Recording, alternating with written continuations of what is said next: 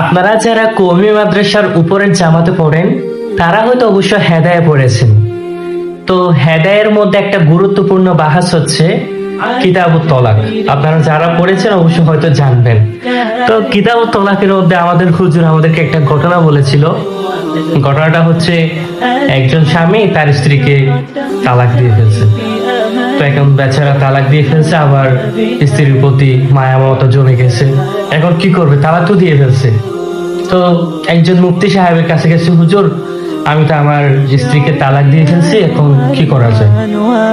তো মুফতি সাহেব বলতেছে, তালাক যেহেতু দিয়ে দিছো তাহলে ছেড়ে দিতে হবে, আর তো কিচ্ছু করার নেই। তো এখন বেচারা বলতেছে যে হুজুর আমি তো আরবি একটু একটু বুঝি, তো হুজুর আমি তালাক দেওয়ার সময় তা উচ্চারণ করেছিলাম।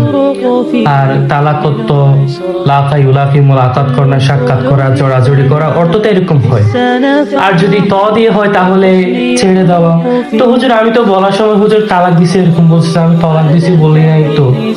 এখন হুজুর আমার কিস্তির তালাক হয়ে যাবে। এখন মুফতি সাহেব তো কটকায় পড়ে গেছে, এখন কি করা যায়?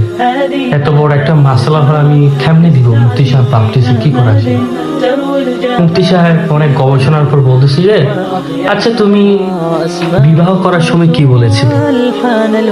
কব দিয়ে কবুল বলেছিলে নাকি খাদ দিয়ে কবুল বলেছিলে?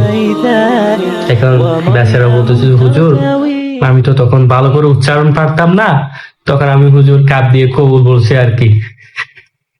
তো মুফতি সাহেব বলতেছে তাহলে তো তোমার বিয়ে সেখানেই হয় নাই। কি করে